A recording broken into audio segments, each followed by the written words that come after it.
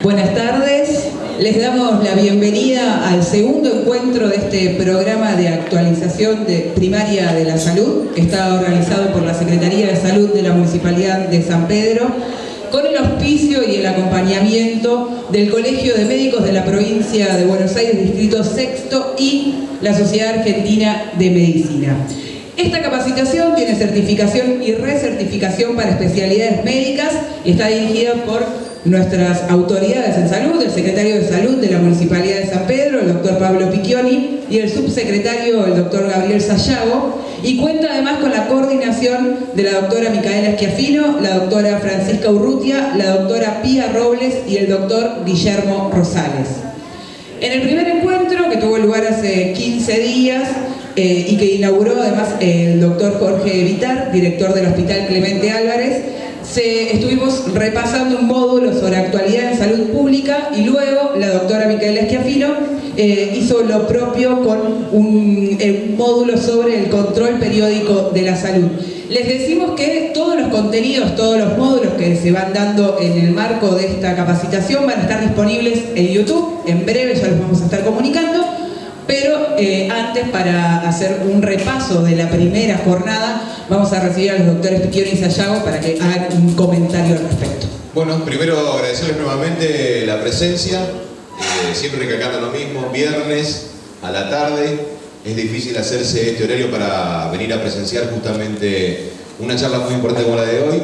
Pero estaría interesante repasar un poquitito, más allá que son básicamente ideas que nos tienen que quedar de lo que convivimos hace 15 días atrás, especialmente cuando primero habló el doctor Vitar, el trabajo integrado, trabajar en conjunto, en equipo, saberse que todo eso que sabemos dar como forma plus individualmente, si nos juntamos entre todos eso se super multiplica, saber que hay otro modelo de trabajo también al que podemos apuntar. El doctor recalcó el otro día algo muy interesante, dice, nosotros miramos el italiano como ejemplo, dice, no vamos a llegar ahí, dice, pero esa es nuestra meta y por eso dice, vamos bien. Bueno, nosotros tenemos que mirarlo a ellos, tal vez, para saber a dónde tenemos que ir y enfrentar esas metas que parecen obstáculos, pero que nos tiene que dar esta atrapante aventura de encontrarnos en un futuro trabajando de una forma mucho más integrada y mucho más compacta. Bueno, muchas gracias por estar acá. La verdad que estamos muy contentos, queremos que de jornada en jornada vayamos creciendo, por eso le hacemos un recuento de esto. Yo hoy les traigo la idea de que quisimos hacer esta capacitación con la excusa de ordenarnos un poquito, capacitarnos, pero sobre todo poniendo el eje en el recurso humano. O sea, no hay organización, no hay capacitación alguna si no estamos entre todos entendiendo que tenemos que armar un equipo de salud. Es muy importante el recurso humano unido y entendiendo el mismo objetivo. El resto se compra todo, pero el recurso humano es intangible, no hay manera de reemplazarlo. Somos los que nos tenemos que defender el uno al otro. Así que es muy importante entender que estas capacitaciones, la idea de buscar un equipo, la idea de entender el equipo de salud no es lo mismo que un consultorio. Equipo de salud es atención primaria, es centro de atención, es comunicación con el segundo nivel, es referencia y contrarreferencia, es el colega amigo que nos está esperando para recibir al mismo paciente, buscar un objetivo común. Eso es lo que queremos con esta capacitación, con digitalizar los centros, entender la historia clínica integrada, capacitarnos con los programas que nos baja provincia. Eso es meternos a que nos multipliquemos, ¿sí? Vamos a estar en todos lados, pero entre todos, ¿sí? Así que muchas gracias por estar.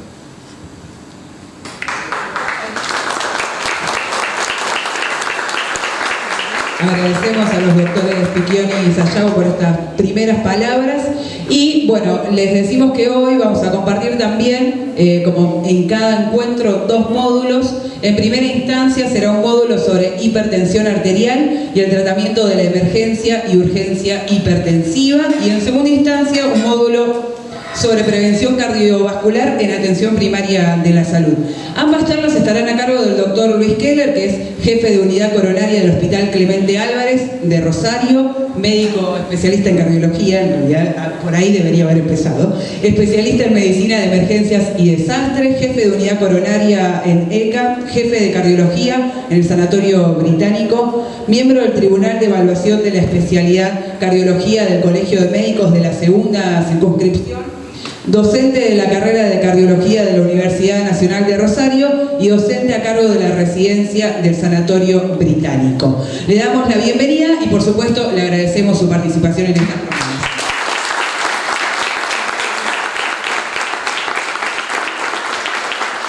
Bueno, buenas tardes. Bueno, primero agradecer a la Secretaría de Salud realmente por invitarme a estar acá, y realmente es un placer para mí. Y, bueno, me une un lazo con Gabriela, así que bueno, eternamente agradecido por haber atendido a mi papá y realmente, bueno, realmente muy complacido de estar acá.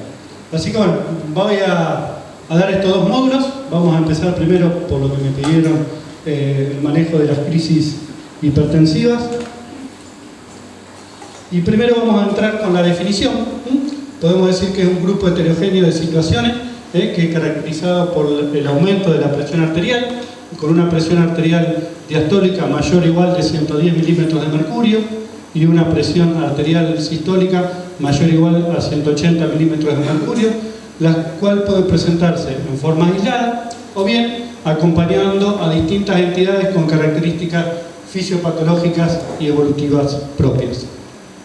Un poco cuando uno, para entender la fisiopatología de las crisis hipertensivas, esto es, los niveles elevados de presión arterial producen una reactividad vascular con aumento de algunas sustancias, como es la angiotensina 2, la vasopresina, la norepinefrina, que son vasoconstrictores potentes. Y esto va a producir un estrechamiento del arteriol eferente del riñón, con lo cual va a generarse una natriuresis y una hipovolemia. Por lo cual a veces, siempre en las urgencias hipertensivas, debemos evitar los diuréticos porque se está generando ya una hipovolemia. Obviamente esta hipovolemia va a generar también mayor elevación de estos reactantes vasculares como la angiotensina, vasopresina, y se van a generar cambios en la pared vascular que va a hacer generarse un daño endotelial, una alteración plaquetaria que puede llegar hasta una coagulación intravascular diseminada, que son casos muy graves, y también rarefacción vascular con alteraciones de células mesenquimales, estrechamiento vascular, genera un círculo vicioso que sigue con la elevación de estos reactantes y mayor hipovolemia y mayor daño en órgano blanco. Un poco le quise resumir la fisiopatología para poder ir entendiendo después el tratamiento en cada una de estas cuestiones. Entre los factores que pueden predisponer a las crisis hipertensivas puede ser un paciente que tenga hipertensión secundaria, un traumatismo encefalocraniano, que lo hemos visto nosotros en el hospital de emergencia.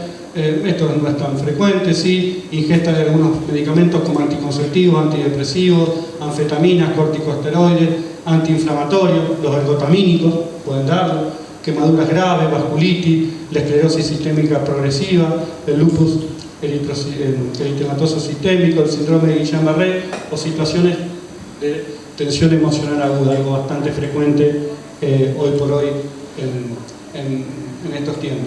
Entonces, a mí me gusta a las crisis hipertensivas clasificarla de una forma didáctica, que podremos ya ir entendiendo cuando estamos viendo a este paciente cuál va a ser la conducta que vamos a tener. Podemos clasificarla en una emergencia hipertensiva, que después vamos a ver cuáles son. Podemos clasificarlas como emergencias clínicas asociadas a hipertensión arterial, hipertensión severa de riesgo indeterminado o la hipertensión severa aislada o lo que conocemos como urgencia hipertensiva. Entonces, Las emergencias hipertensivas, ¿cuáles son? La encefalopatía hipertensiva, la hipertensión maligna acelerada, la insuficiencia cardíaca izquierda aguda, la disección aórtica, el infarto agudo de miocardio, como el pequeño estadio, que nosotros conocemos como síndromes coronarios, la preeclampsia grave o la eclampsia, la hipertensión severa intraoperatoria o postoperatoria inmediata y las crisis hipercatecolaminerales. Las emergencias clínicas asociadas a hipertensión, bueno, el accidente cerebrovascular, la insuficiencia renal aguda o crisis hipertiroidea asociadas a hipertensión arterial.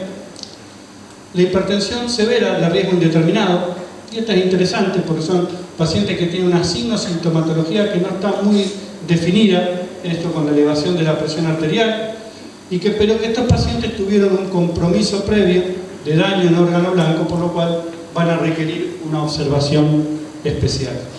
Y por último, la hipertensión severa aislada o urgencia hipertensiva, que son pacientes que son asintomáticos, no tienen una signo-sintomatología clara, y no hay evidencia de compromiso agudo de órgano blanco. Me van a ver que yo voy a reiterar bastante esto, porque es muy importante cuando hay compromiso de órgano blanco o no para definir el tratamiento de nuestros pacientes. Esto es importante, la información que nosotros tenemos. Esto es un estudio publicado ya hace algún tiempo, pero que vio y sacó el relevamiento durante un año de un hospital de Milán, del Hospital de Emergencia de Milán, donde vio cuántas crisis hipertensivas tenían por año. Hubo 449, de las cuales las urgencias fueron mucho más frecuentes, como ocurre que las emergencias hipertensivas. La edad promedio de 64 años, un poco más, más edad los pacientes que tenían emergencias hipertensivas. La presión sistólica fue similar en ambos y la presión diastólica fue mucho mayor en los pacientes que presentaron emergencias hipertensivas. Pero algo importante de ver, 23% de los pacientes desconocían que eran hipertensos en el momento de tener esa crisis hipertensiva, o sea, 1 cada 4. O sea que es una forma de presentación bastante habitual de la hipertensión, que el paciente tenga una crisis hipertensiva. Y recuerden que en Argentina alrededor del 33% de la población es hipertensa por arriba de los 18 años y solamente sabemos que se sabe hipertensa el 50% de ese número. ¿Y cuál fue el porcentaje de todas las urgencias y emergencias médicas, no quirúrgicas, sino médicas? 27,5, o sea, también 1 de cada 4 emergencias médicas es una crisis hipertensiva. O sea que realmente es algo frecuente de ver estando en la guardia o estando en un centro de salud.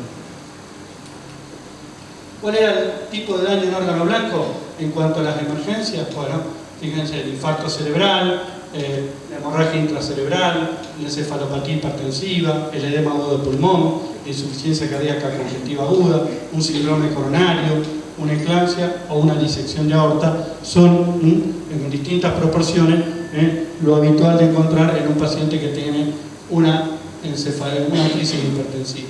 Y cuando uno analiza, en este trabajo analizaron los síntomas y signos de estos pacientes, la cefalea y la epistaxis eran mucho más frecuentes en los pacientes que se presentaban con una urgencia hipertensiva. Y el dolor torácico y la disnea era mucho más frecuente en los pacientes que se presentaban con una emergencia hipertensiva. El déficit neurológico fue mucho más frecuente en los pacientes que se presentaron con una emergencia hipertensiva y la agitación psicomotriz o la ansiedad mucho más frecuente en los pacientes que se presentaban con una urgencia hipertensiva. Y esto también es un trabajo publicado el año pasado en el Congreso Europeo de Cardiología, que se hizo virtual, donde ve también cuál era la proporción de daño en órgano blanco que teníamos los pacientes que tenían una emergencia hipertensiva.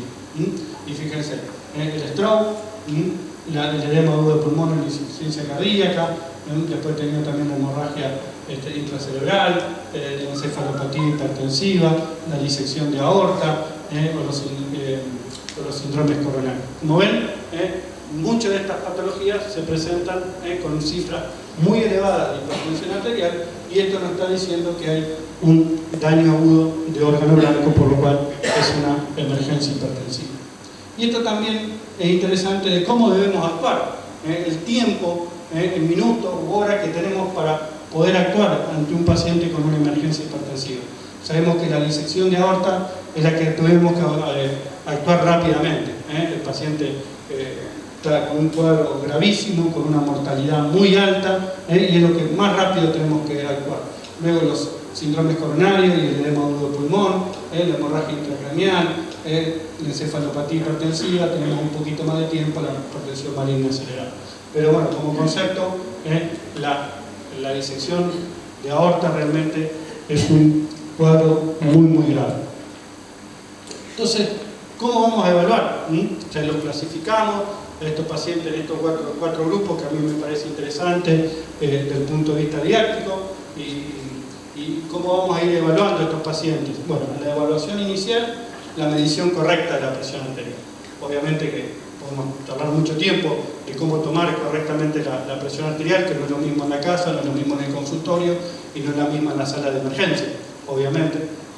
Pero bueno, tratar de tener el manguito adecuado, porque a veces hay pacientes que vienen con obesos y no en todos lados está el manguito para obesos y le tenemos que ajustar con cinta para poder tomarle la presión y demás. O sea, deberíamos tener el manguito adecuado para cada paciente, por lo menos eso. Segundo, hacer en lo posible una correcta anamnesis de este paciente, ver si realmente era hipertenso o no, si tomaba medicación. Obviamente que si el paciente está en una emergencia y tiene un edema agudo de pulmón, este paso lo vamos a saltear porque no podemos estar preguntándole a ese paciente en medio de un edema agudo de pulmón algunas cuestiones. Pero bueno, tratar siempre de hacer una correcta anamnesis en busca de algunos datos que puedan ayudarnos a poder tratar a este paciente. Y en esto, nosotros en el hospital, una de las preguntas más frecuentes que hacemos es el consumo de cocaína. Realmente hoy por hoy, en el hospital de emergencia, yo me acuerdo cuando empecé la residencia hace bastante tiempo, cuando veíamos un infarto por cocaína, hacíamos un seminario, porque era algo realmente de la bibliografía y era algo fuera de lo común. Bueno, hoy tenemos no menos de 4 o 5 por semana. O sea que realmente es muy frecuente y en esto es muy importante porque nos puede ayudar al tratamiento. El examen físico, obviamente, en estos pacientes que presentan con crisis hipertensiva, es muy importante palpar los pulsos. Los pulsos, si hay asimetrías o no, palpar la aorta, bueno, obviamente una buena auscultación y demás. Pero en esto del examen físico, cuando un paciente viene con una crisis hipertensiva, como a todos los pacientes tenemos que hacer un buen examen físico, y si nos da el tiempo, realmente la palpación de los pulsos es primordial. Fondo de ojo, si uno pudiera hacerlo, y esto para una emergencia hipertensiva no es necesario ser un oftalmólogo, uno puede estar entrenado en ver el fondo de ojo grado 3-4, sin ser un oftalmólogo, uno lo puede hacer en una guardia de emergencia. Y el electrocardiograma, no porque sea cardiólogo, sino que es un dato que nos puede ayudar a ver si ese paciente tiene algún tocamiento ventricular izquierdo, si tiene sobrecarga ventricular izquierda, que me está diciendo que realmente ya viene de hace algún tiempo con hipertensión no controlada. Entonces, en mi opinión, cuando hacemos la evaluación inicial de nuestro paciente que viene con una crisis hipertensiva, son los puntos que tenemos que recalcar antes de poder iniciar el tratamiento. Y entonces, como algoritmo inicial, contacto con el paciente, evaluación inicial, obviamente con las cifras de presión que yo le dije, dividirlo en estas 4 categorías: la emergencia hipertensiva, la hipertensión severa de riesgo indeterminado, una emergencia clínica asociada a hipertensión arterial y la hipertensión severa aislada. Estos pacientes con hipertensión, con una emergencia hipertensiva o una emergencia clínica asociada a hipertensión, que es el stroke. Por ejemplo, nosotros en el hospital y en el sanatorio tenemos la unidad de stroke. Son pacientes que cuando entran y están en la ventana, se hace una resonancia y se derivan rápidamente a hacer una trombolisis de ese cuadro de stroke. Traslado a un centro de complejidad adecuado. No me sirve si estoy en un centro que no tengo esa complejidad y lo voy a derivar a un centro que tiene una complejidad similar. Tiene que ser complejidad adecuada para tratar este tipo de cuadro. Obviamente la colocación de una vía intravenosa, recuerden como dijimos, estos pacientes tienen daño agudo de órgano blanco, lo cual significa una emergencia hipertensiva, el tratamiento, como vamos a ver, por vía endovenosa de supresión arterial. La hipertensión severa de riesgo indeterminado, bueno, trasladamos para realmente definir si ese paciente tiene una emergencia hipertensiva o no, y esto podemos manejarlo en la guardia. Y la hipertensión severa aislada, podemos iniciar el tratamiento, como dijimos, hay un porcentaje alto de pacientes que desconocen que son hipertensos, o ajustamos el tratamiento y podemos manejarlo en forma ambulatoria. Entonces, como dijimos, estos pacientes con emergencia hipertensiva, traslado al centro con adecuada complejidad, colocación de la vía para infusión de droga y el monitoreo continuo de la presión arterial, que puede ser no invasivo, ya sea con un manguito automático, que es lo ideal, cada uno lo puede programar, si cada minuto, cada 2 minutos, cada 3, el esfingomanómetro de mercurio, si no tuviera otro parámetro para medirlo, y obviamente la colocación de una presión arterial media, un monitoreo invasivo de la presión arterial, que lo hacemos en los pacientes que vamos a usar nitroprusiato de sodio, o bien en los pacientes que tienen disección de aorta. Los pacientes que tienen disección de aorta van todos con una presión arterial media, y con tratamiento cuando usamos nitroprusiato de sodio también. Otra entidad que tenemos en los pacientes con emergencia hipertensiva, y es bastante frecuente, es la encefalopatía hipertensiva, que generalmente el paciente va a consultar por cefalea intensa e incoercible, náuseas, vómitos, puede progresar y tener trastorno de conciencia, convulsiones, signos focales y trastornos visuales. Pero hay un hecho que es característico en una encefalopatía hipertensiva, y que es esto, que es evolutivo. Nunca una encefalopatía hipertensiva se presenta bruscamente. Eso tenemos que pensar en algún otro diagnóstico, que puede ser o un aneurisma o alguna otra patología. Pero esto es bien distintivo de la encefalopatía hipertensiva. Esto puede ser común a varias cuestiones neurológicas, pero que es evolutivo. Y segundo, que tenemos que lograr el descenso de la presión arterial media entre un 20 y 25%, y lo cual vamos a lograr una mejoría sintomática del paciente que nos va a confirmar el diagnóstico. Y si no lo logramos, ahí sí, logramos el descenso de la presión arterial y el paciente sigue sintomático, tenemos que empezar a buscar otros diagnósticos diferenciales. Entonces, dos características, que es evolutivo, y segundo, que el descenso de la presión arterial alivia la sintomatología del paciente. Y el mecanismo que se genera por una vasodilatación forzada a nivel cerebral. Sabemos que la hipotensión arterial produce vasodilatación, como la hipertensión arterial produce vasoconstricción cerebral, que es el mecanismo de autorregulación cerebral para evitar un evento vascular. Pero por arriba de esta presión de 180 milímetros de mercurio de una presión arterial media, se produce una vasodilatación con hiperperfusión cerebral y edema cerebral. Y ese es el mecanismo que genera la encefalopatía hipertensiva. Bajando la presión arterial, vamos a revertir paulatinamente el cuadro. La hipertensión maligna acelerada, gracias a Dios, es cada vez menos frecuente, y esto sí, el sello diagnóstico lo da el fondo de ojo. Podemos tener una presión arterial elevada, pero tenemos que tener un fondo de ojo grado 3-4, que es lo que hace lo patognomónico de la hipertensión maligna acelerada. Y puede presentarse de distintas formas, con compromiso cardiovascular, neurológico, renal, o bien en un pequeño porcentaje de pacientes, no más allá del 5 o 6%, pueden ser asintomáticos o oligoasintomáticos. Y el tratamiento vuelve a depender si el paciente tiene lesión aguda de órgano blanco o si no tiene lesión aguda de órgano blanco. Generalmente nosotros, cuando hay lesión aguda de órgano blanco y tiene un compromiso cardiovascular, usamos, ahora vamos a ver las drogas que vamos a usar, y si no tiene lesión aguda de órgano blanco y lo tratamos como una urgencia hipertensiva, generalmente usamos el IDECO, podemos usar otro antihipertensivo como vamos a ver.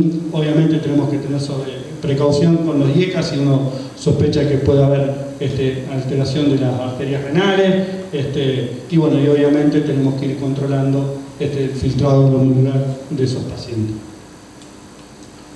La disección de aorta, en mi opinión, y es una opinión muy personal, me parece que hoy es más o menos lo que se dice, son más o menos entre 5 y 6 casos por millón de habitantes.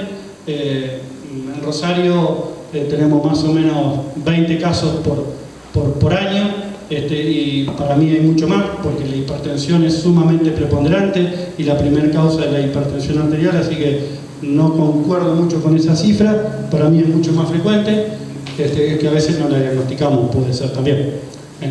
Como sabemos, es un desgarro de la íntima que pone la capa media enferma a través de las fuerzas impulsoras de la sangre. La extensión es variable, síntomas es bastante típico, un dolor torácico generalmente migratriz, y casi el 90% de los pacientes se presentan con hipertensión arterial y asimetría de los pulsos. Por eso es tan importante en el examen físico palpar los pulsos. Obviamente que tenemos distintos métodos de diagnóstico, la radiografía es una aproximación nada más, la tomografía hoy multicorte es lo ideal, el transesofágico en aquellos pacientes que son alérgicos al yodo y podemos hacerlo, y la resonancia se usa muy poco para el diagnóstico. La clasificación nosotros la dividimos en distintos tipos, hoy por hoy es tipo A y tipo B. Si él compromete la aorta ascendente es tipo A, si compromete la aorta descendente y respeta la aorta ascendente es tipo B, porque son distintos tipos de tratamiento. Acá tipo A, que es aorta ascendente y descendente, o solamente la aorta ascendente, y el tipo B, después de la subclave izquierda, la disección. Es mucho más frecuente el tipo A, menos frecuente el tipo B, y también las podemos dividir en aguda y crónica. Si es dentro de los primeros 14 días es aguda, luego de los 14 días es crónica, que también tiene implicancias en el tratamiento. Esta es una placa de un paciente que entró, fíjense ahí la aorta, el calcio, y toda la disección. Esto se llama el signo del calcio, que separa el calcio de la pared de la aorta por espacio de 1 centímetro. Eso es bien típico, obviamente que hay que confirmarlo con otro método complementario, pero esto es para que ustedes vean que es una placa de tórax en un paciente que vino con dolor de pecho y con una crisis hipertensiva, podemos ya tener una aproximación diagnóstica.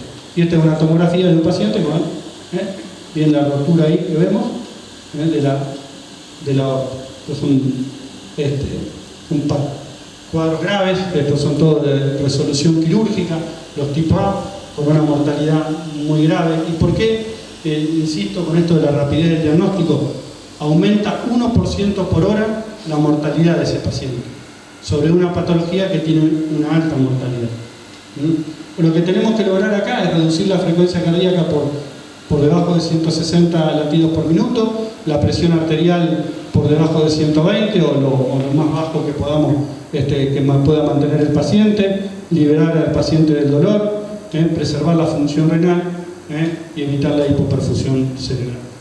Es bastante complejo en esto, porque mientras uno prepara el quirófano puede pasar una hora y media mientras logra preparar a ese paciente. Pero bueno, estos son los objetivos que tenemos que tener. Como dije, tipo A, resolución quirúrgica, que son el 75-80% de los casos. Tipo B, manejo médico, y en esto puede ser una endoprótesis que pueda ponerse 20% de los pacientes. Las emergencias cardiovasculares también, como ven, los objetivos, y como vimos en el slide previo, tenemos que lograr dentro de la primera hora una reducción del 25-30% de la presión arterial media. Tampoco tenemos que disminuir mucho la presión arterial sistólica, porque podemos comprometer la perfusión de otros órganos.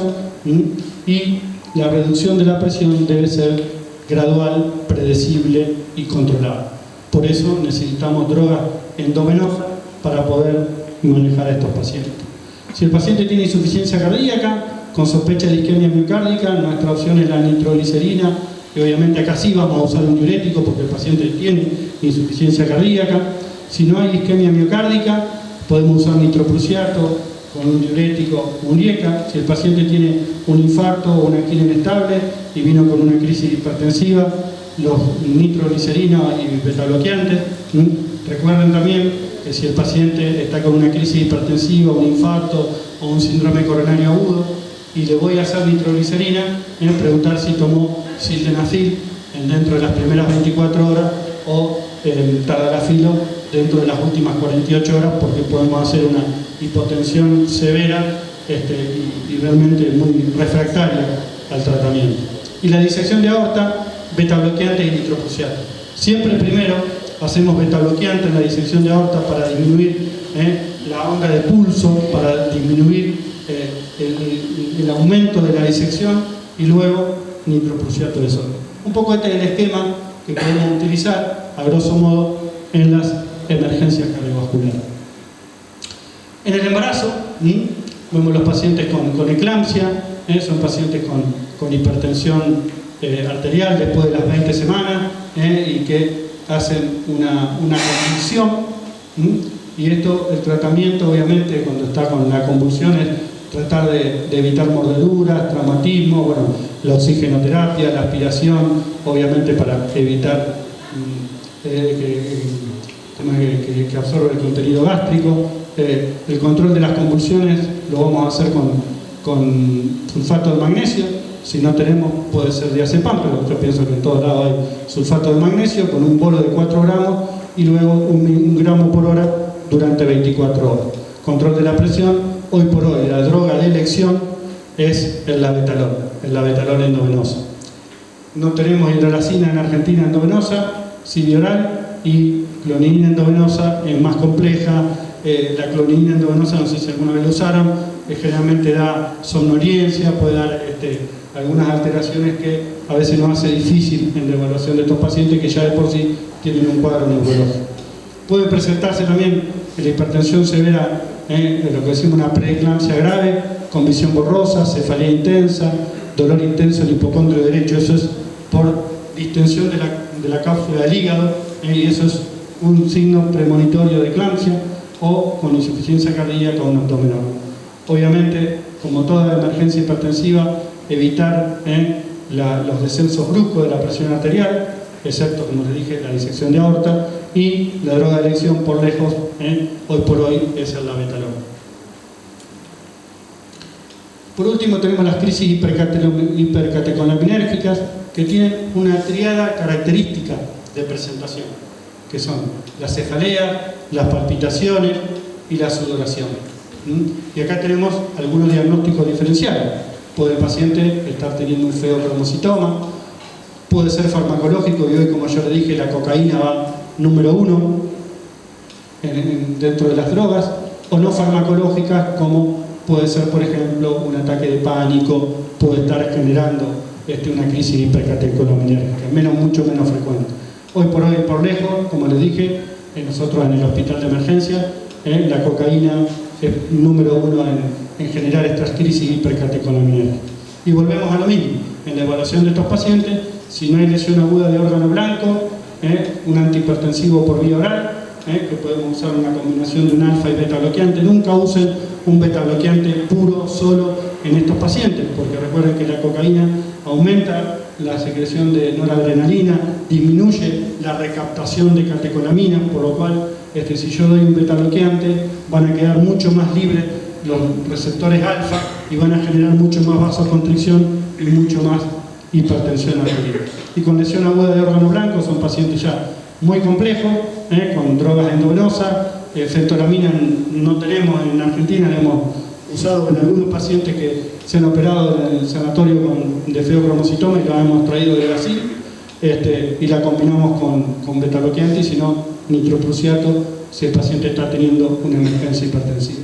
Con ACV, pues hoy tenemos claro que cuando el paciente lo vamos a tratar, un paciente con ACV isquémico, es cuando tiene mayor de 220 o mayor de 120 de diastólica. Si no, no somos tan agresivos al principio en un paciente con ACV isquémico, excepto que esté en la ventana de trombolisis.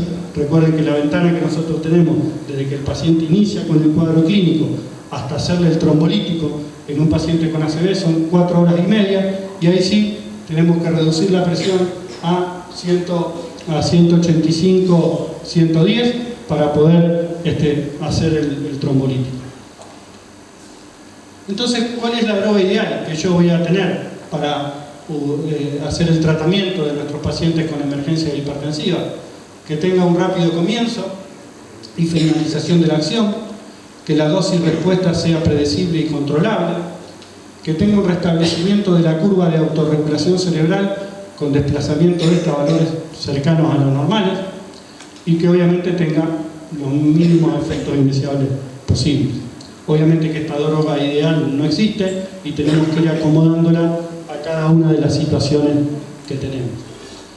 Una de las drogas que más utilizamos es el nitroprusiato de sodio, que es un vasodilatador arterial y venoso, y las características es que la acción empieza en segundos, realmente en muy poquitos segundos, con una duración de acción de 1 a 2 minutos, con una vida plasmática muy baja. Esta es la dosis, 0,25 microgramos kilo minuto, y los efectos indeseables, un poco lo que hemos visto, náuseas, vómitos, la intoxicación por tiocianato, cianuro, realmente muy baja frecuencia, muy poca la vi, en 25 años que estoy en la unidad coronaria, muy pocas veces la he visto. Sí, el nitroprusiato no es fácil de administrar, tiene que estar protegido de la luz, vienen unos perfus especiales. Antes, hace 25 años, agarramos el perfus y lo envolvíamos con cinta para evitarlo. Bueno, ahora vienen los perfus especiales y hay que cambiarlo cada 8 horas. Cuando se hace la preparación en solución de dextrosa al 5, estos pacientes cada 8 horas hay que ir cambiándolo porque también se desactiva. Por eso a veces es difícil usar una guardia. La guardia es mucho más fácil usar una nitroglicerina, porque no tenemos a veces bomba de infusión o están ocupadas, no tenemos el perfus especial y demás. Entonces, por eso queda más que nada para a veces las unidades críticas el uso del nitroprusiato. Un poco lo mismo. El labetalol, como les dije, hoy por hoy es realmente muy útil. Lo usamos en pacientes con ACV, lo usamos en pacientes obviamente con disección de aorta, como les dije, en pacientes con eclampsia o preeclampsia grave. Y lo podemos hacer de 2 formas. Lo podemos hacer en bolo o en infusión continua. Yo prefiero la infusión continua. En estos pacientes es mucho más predecible en esto, bueno, y los efectos indeseables como toda droga que pueden tener. En alaprilato es otra droga que podemos usar por vía endovenosa. Comienza la acción en 15 minutos, lo cual a veces esta droga a veces es difícil de predecir. Cuando a veces genera hipotensión es muy difícil de revertirla porque la duración de la acción, como dice acá, 12 a 24 horas, no es como el nitroprusiato, que si el paciente es hipotensa o la nitroglicerina la cerramos y rápidamente podemos revertir la situación. Pero bueno, hoy la usamos mucho menos con la aparición del labetalol. Hoy es la tercera opción de usar en un paciente, por ejemplo, en un ACV, o no la usamos en hipertensión de embarazo, por ejemplo. O sea que hoy ha quedado muy restringida el uso del anaprilato endovenoso. La nitroglicerina es un vasodilatador directo, fundamentalmente del territorio venoso, y como les dije, lo usamos fundamentalmente en cuadros coronarios, en síndromes coronarios asociados a hipertensión o en insuficiencia cardíaca en un paciente con cardiopatía isquémica. Los efectos adversos más frecuentes por lejos es la cefalea. Realmente el paciente que se la estamos haciendo y hay que disminuir la infusión porque la cefalea a veces es muy intensa. Bueno, la fentolamina, como les dije, la usamos en esos cuadros de crisis hipercatecoleminérgica. No está en Argentina, la podemos traer en alguna situación, lo hemos traído, pero no lo tenemos acá. Entonces, un poco repasé lo de emergencia hipertensiva y ahora, como yo les dije, vamos a ver esto que es la hipertensión severa y en la evaluación inicial, esto de riesgo indeterminado. ¿Por qué de riesgo indeterminado?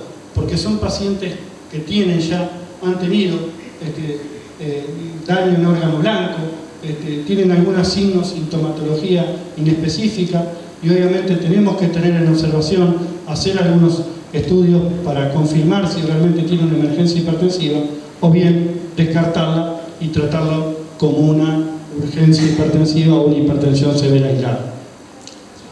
Y esto es importante porque para cómo uno podría manejarse en el medio prehospitalario en un paciente que tiene una urgencia hipertensiva. Recuerden que son pacientes que tienen asintomáticos, son pacientes que tienen más de 110 milímetros de mercurio de diastólica, más de 180 milímetros de mercurio de sistólica y están asintomáticos. Entonces, estos pacientes los podemos poner en reposo por 10 minutos. Recuerden que estamos en el domicilio, o sea, en la etapa prehospitalaria, no voy a tener mucho tiempo. Y veo si con eso logro un descenso adecuado de la presión arterial, y obviamente si es así, lo vamos a llevar le vamos a decir que se controle con su médico dentro de las próximas 24 horas. Si no hubo un descenso adecuado y el paciente era un hipertenso previo y estaba con tratamiento y ese día no tomó la medicación, lo que le vamos a decir es que tome su medicación habitual. Si el paciente estaba con tratamiento previo, tomó la medicación, le vamos a dar un antihipertensivo por vía oral. Podría ser el mismo, podría ser algún otro que después vamos a ver.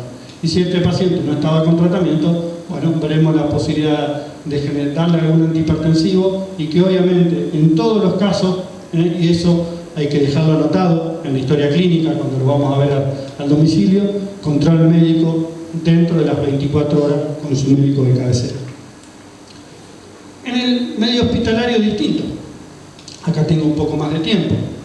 Vino este paciente de vuelta con 190, 120 de presión, asintomático, o con una leve cefalea, si uno quiere. Realmente son unos signos y sintomatología muy inespecífica, y acá sí lo vamos a dejar un poquito en reposo, un poco más de tiempo.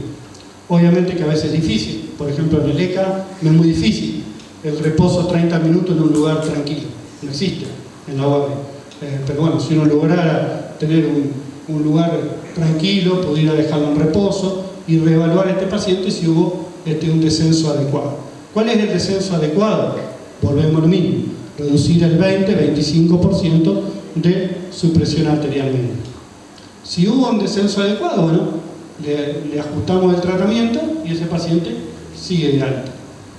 Si no hay un descenso adecuado, le vamos a dar un antihipertensivo, lo vamos a esperar 60 minutos y vamos a reevaluar a ver si realmente tuvo el descenso de su presión arterial en ese porcentaje que yo le dije. Si no, bueno, tenemos que ver y dejar a este paciente en observación. Es un proceso que lleva tiempo y que no hay que ponerse ansioso. Bueno, la hipertensión preoperatoria, bueno, a veces nos pueden llamar porque el paciente de operarse está con 180, 110, y obviamente si esto ocurre en los 60 minutos inmediatamente previo a la intervención, lo que se recomienda es la suspensión de la cirugía. Entonces, ¿qué drogas tenemos nosotros para manejar las urgencias hipertensivas? Vimos todas las que podíamos tener en las emergencias hipertensivas. Bueno, el Salundieca, el Alapril, Captopril no tenemos en Argentina. Si tuviéramos el Captopril sería mejor, porque la vida media es mucho más corta y el inicio de acción es un poco más rápido.